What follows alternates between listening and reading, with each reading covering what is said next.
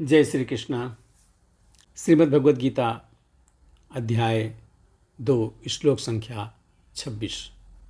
चलो शुरू करते हैं।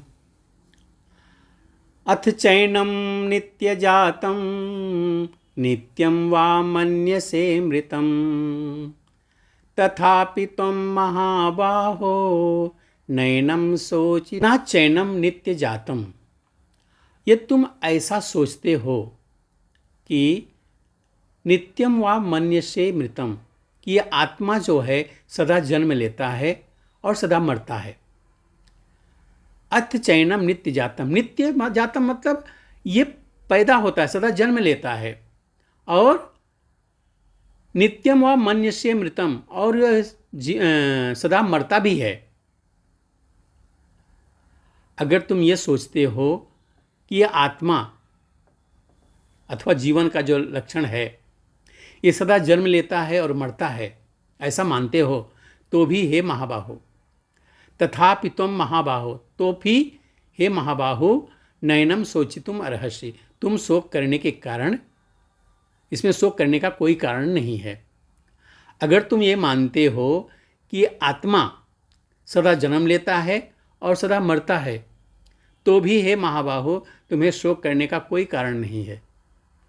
क्योंकि तुम जान रहे हो कि ये आत्मा ही है जो हमेशा मर जाती है, हमेशा जन्म लेती है, तो भी तुम्हें शोक करने की ज़रूरत नहीं है। क्यों?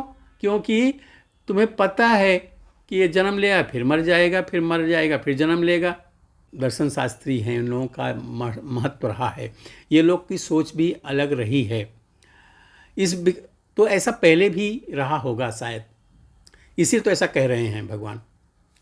यदि अर्जुन को आत्मा के अस्तित्व में विश्वास नहीं था कि आत्मा नाम की भी कोई चीज़ होती है, अगर अर्जुन को ऐसा मतलब आत्मा के अस्तित्व का में विश्वास नहीं था, जैसा कि वैभाषिक दर्शन में होता है, तो उसके शोक करने का कोई कारण भी नहीं था। कोई भी मानव थोड़े से रसायनों की क्षति के लिए शोक नहीं करता। अब शरीर में क्या होता है कि कुछ चीज़ें की कमी हो जाती है और वो शरीर खत्म हो जाता है। तो वही कह रहे हैं कि थोड़े से रसायनों की क्षति हो जाने से कोई शोक नहीं करता, अपना कर्तव्य पालन नहीं छोड़ देता। और दूसरी ओर आधुनिक विज्ञान तथा वैज्ञानिक युद्ध में शत्रु पर विजय प्राप्त करने के लिए ना जाने कितने टन रसायन फूंक दिए जाते हैं। वैभाषिक दर्शन के अनुसार आत्मा शरीर के क्षय होते ही लुप्त हो जाता है। अतः प्रत्येक दशा में चाहे अर्जुन इस वैदिक मान्यता को स्वीकार करता है कि अणु आत्मा का अस्तित्व है, या कि वह आत्मा के अस्तित्व को स्वीकार नहीं करता, उसके लिए शोक करने का कोई कारण न था।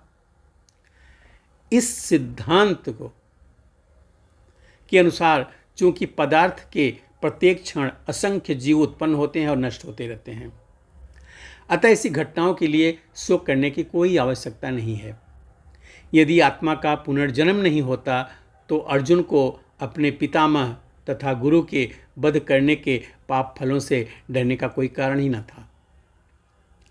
किंतु साथ ही कृष्ण ने अर्जुन को व्यंग पूर्वक महाबाहु कहकर संबोधित किया, क्योंकि उसे वैभाषिक सिद्धांत स्वीकार नहीं था, जो वैदिक ज्ञान के प्रतिकूल है।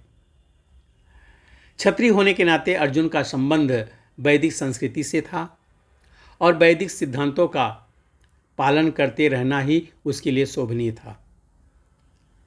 तो मुझे लगता है ये श्लोक भी समझ में आया होगा, इसका तात्पर्य भी समझ में आया होगा। मिलते हैं नए वीडियो में नए श्लोक के साथ। तब तक के लिए जय श्री कृष्ण।